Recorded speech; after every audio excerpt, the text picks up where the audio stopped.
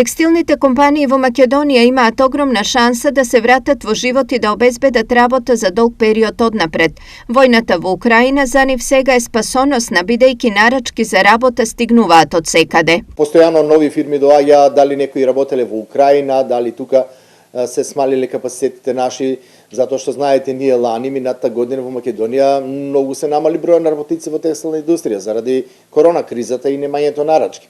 Сега веќе се бараат се повеќе производи.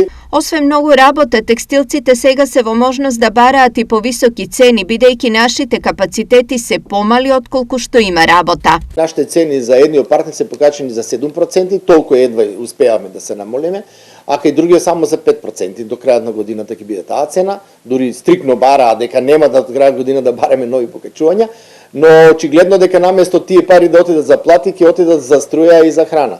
Затоа што ви кажувам, струјата е страшно порасна. Но ненадејно створената шанса за ревитализација голем број текстилни компании може и да ја пропуштат, бидејќи во нив нема кој да работи.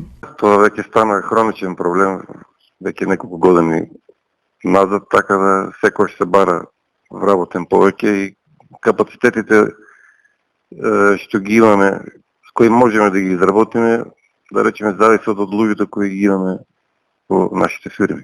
Без оглед на реалните тешкоти и со недостаток на работници, за економистите враќањето во живот на текстилниот сектор е исклучително важно за сите. Странскиот партнер можеби сега привремено стварно ќе дојде со некои капацитети овде да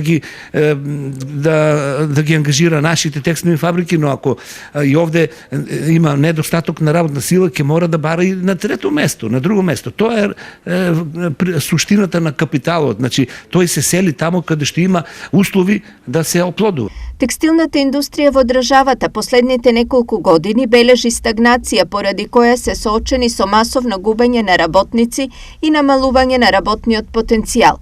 Во моментов таа ангажира околу 35.000 лица кои се на крајот од својот работен век, но кои сепак за државата обезбедуваат 13% од вкупниот бруто домашен производ и 27% од вкупниот извоз.